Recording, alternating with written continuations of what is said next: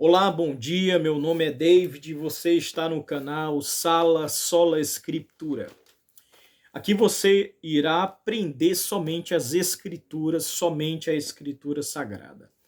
E eu quero falar aqui sobre a segunda parte do vídeo que eu fiz na primeira aula, que está aqui fixado na playlist desse canal, nosso canal. E na primeira parte eu falei sobre, estamos falando, na verdade, sobre a antropologia bíblica. Porque, na verdade, existe a antropologia, que é uma ciência que é estudada, mas aqui é o sola escritura, ou seja, somente a escritura. Essa expressão é uma expressão que vem da reforma, né? Os 5 solos da reforma protestante. Um dos 5 solos é a sola escritura, que significa somente a escritura. Então nós estamos aqui para falar sobre a antropologia humana, mas não conforme a ciência humana apresenta, mas conforme a Bíblia apresenta. Então, a antropologia bíblica. Falamos no vídeo anterior sobre a respeito da tricotomia que a Bíblia apresenta, dessa separação de acordo com 1 Tessalonicenses capítulo 5, versículo 9. A Bíblia apresenta o ser humano tricotômico, ou seja, em 3 partes, corpo, alma e espírito. E também, de acordo com o livro de Hebreus, no capítulo 4, versículo 12, a Bíblia também apresenta essa separação dicotômica entre alma e espírito. Já falamos isso também no vídeo anterior, e esse é o assunto do vídeo. Eu quero falar mais especificamente sobre o espírito do homem e também sobre essa divisão do qual trata Hebreus capítulo 4, versículo 12. O primeiro ponto que nós temos que entender, para que a gente possa introduzir, é que o seguinte: no livro já ficou bem claro nos vídeos anteriores que o ser humano ele possui um espírito, né? O apóstolo Paulo fala, eu vou relatar o texto novamente para que fique bem ali, bem claro na memória de vocês.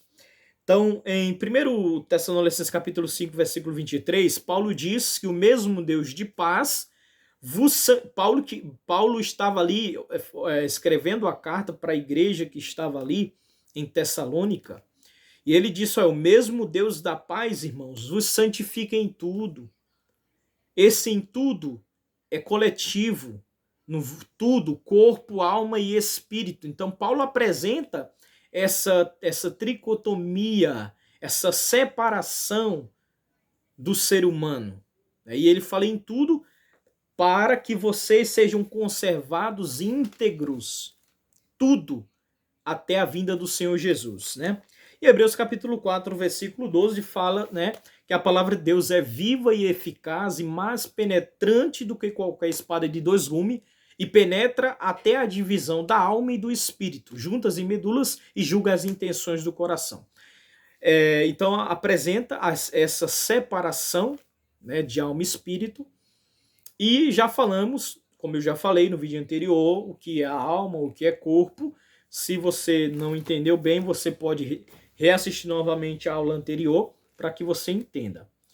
Eu acho que o corpo é a parte mais simples de se entender, não precisa nem se explicar, mas dentro dessa dicotomia, né, de alma e espírito, que a Bíblia apresenta essa separação, Hebreus capítulo 4, versículo 12, quero falar nessa noite, nesse vídeo, a respeito sobre o espírito do homem, né? O que é que acontece? Nós vamos abrir o primeiro texto, na verdade eu vou citar, para que o vídeo não fique muito longo.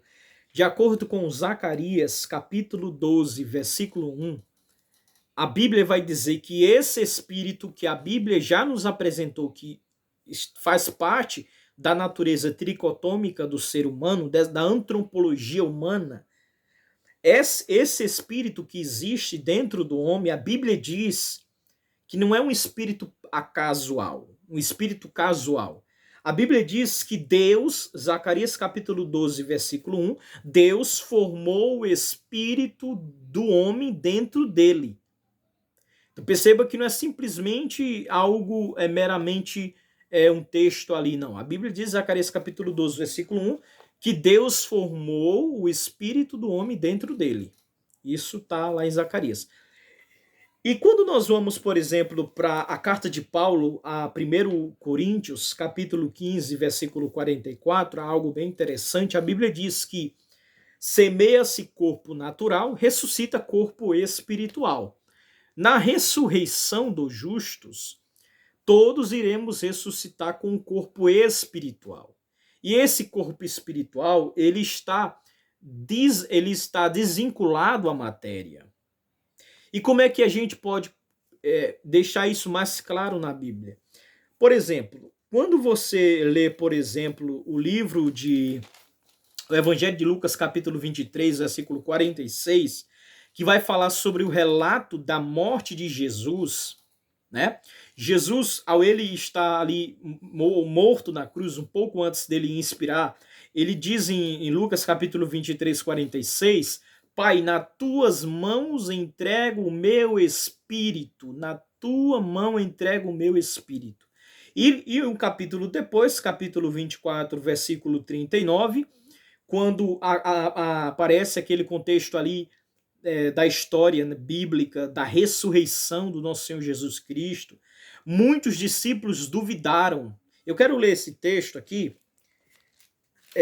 em Lucas capítulo 24, apresenta uma passagem muito importante para a nossa reflexão, capítulo 24, versículo 39, e diz o seguinte, versículo 36, para a gente contextualizar. Falavam eles ainda essas coisas quando Jesus apareceu no meio deles e disse, Pai seja com vocês. Eles, porém, ficaram assustados e com medo, pensando que estavam vendo um espírito.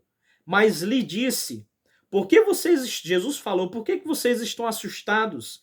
E por que surgiram dúvidas no coração de vocês? Vejam as minhas mãos e meus pés, que sou eu mesmo.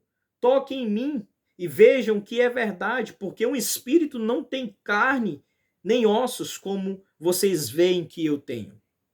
Perceba, o tema aqui não é... Jesus não queria falar sobre espírito, mas o que é que acontece? O que Jesus quis deixar nas entrelinhas do texto, das palavras que ele mesmo falou. Os discípulos ficaram... A Bíblia diz, o relato fala que os apóstolos estavam ali, os discípulos tinham trancado as portas porque eles estavam com medo dos judeus, dos romanos, né?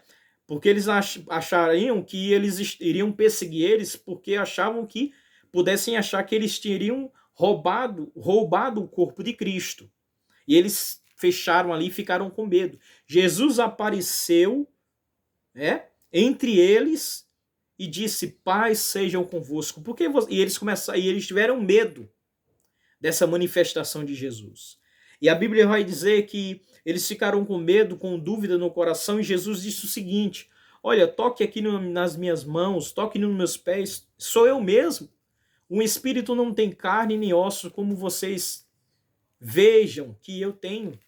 Então o que Jesus queria dizer? Que o corpo espiritual é um corpo imaterial. E como é que nós podemos ver? Jesus queria deixar isso nas entrelinhas. Como que a gente pode ver isso mais claramente na Bíblia? Vamos para a Bíblia, vamos para o Sola Escritura. Em Mateus, já falamos sobre isso, né? Que, por exemplo, aqui nós vamos ver algum texto, por exemplo,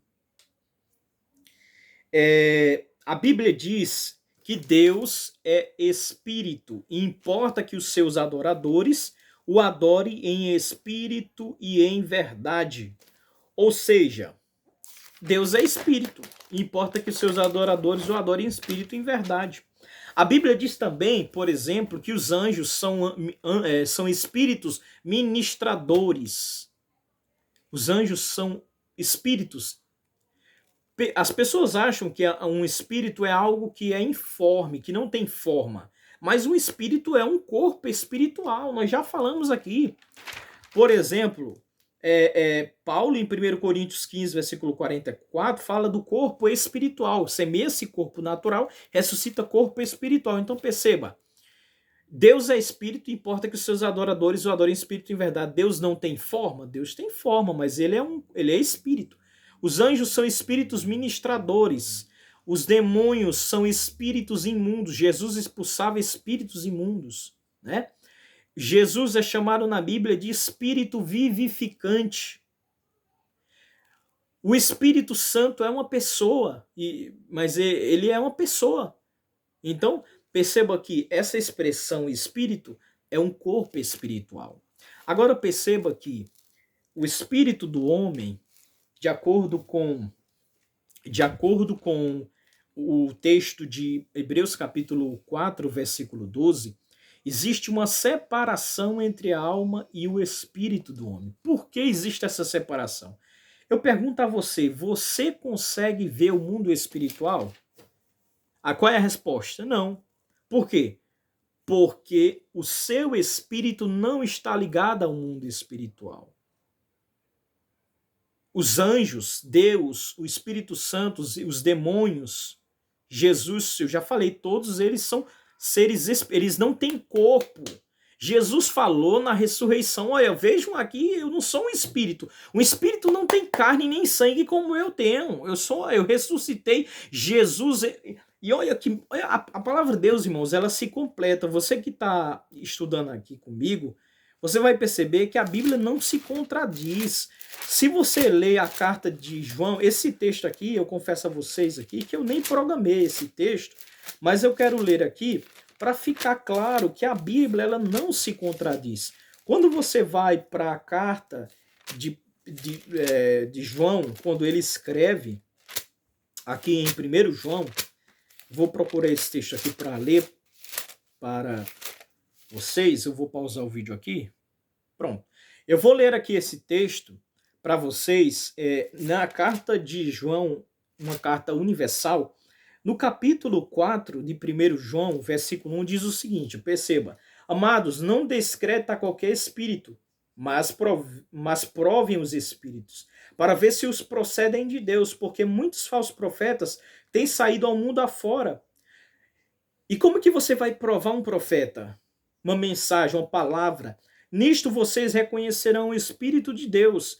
Todo espírito que confessar que Jesus Cristo veio em carne é de Deus, e todo espírito que não confessar isso a respeito de Jesus não procede de Deus.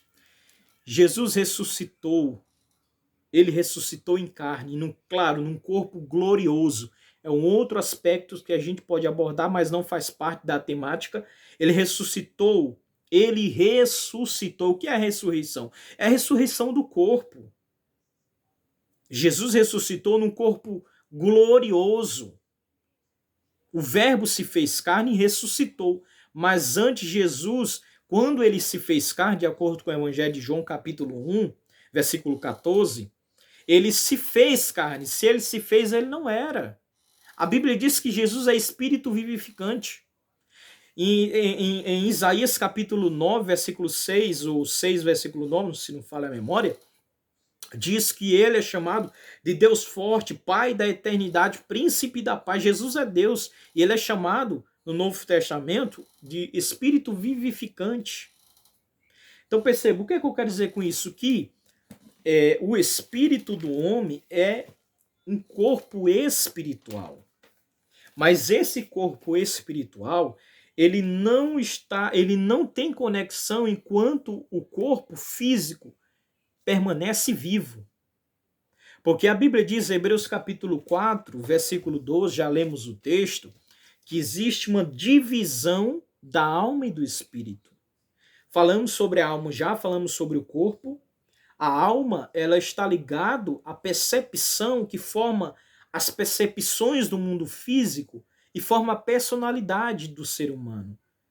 A percepção de ter também os sentimentos, dor, amor, tristeza, alegria, prazer, vontade, sentimento. Essa percepção é a alma, de acordo com o que nós já analisamos no primeiro vídeo. Então perceba, e nós falamos também que essa parte imaterial, né, nós percebemos que Jesus falou que a alma do ser humano, a alma é imortal. Mateus capítulo 10, 28. O corpo, o espírito do homem, que Deus formou, de acordo com o livro de Zacarias capítulo 12, versículo 1, é um corpo espiritual. Só que esse corpo espiritual, ele só vai assumir. Perceba, se você acompanhar a lógica dessa aula, desse estudo, você vai perceber que nós vivemos nesse mundo. Gênesis capítulo 2, versículo 7 diz: Formou o Senhor Deus o homem do pó da terra, soprou nas narinas o fôlego de vida, onde passou a ser alma vivente nesse mundo. Porque para habitar nesse mundo terreno, físico, precisa de um corpo físico. Por que Jesus nos deu autoridade para expulsar demônios, espíritos imundos? Por que expulsar? Porque eles não pertencem a esse mundo, eles pertencem ao mundo espiritual. Por isso Jesus deu autoridade à igreja para expulsar, porque eles não fazem parte desse mundo. Eles precisam de um corpo humano, e aí perceba, eles fazem manifestações em pessoas que têm poderes, relevância, causando discórdia, morte, assassinato, tragédia, destruição de lares, famílias. A Bíblia diz que ele vem para matar, roubar e destruir. Mas para isso, aqui ele não pode habitar, por quê? Porque ele não pertence a esse mundo. Paulo vai dizer na sua carta que a nossa luta não é contra sangue nem carne, mas contra principado, potestade das regiões celestiais, são seres espirituais. O nosso espírito não está ligado à alma.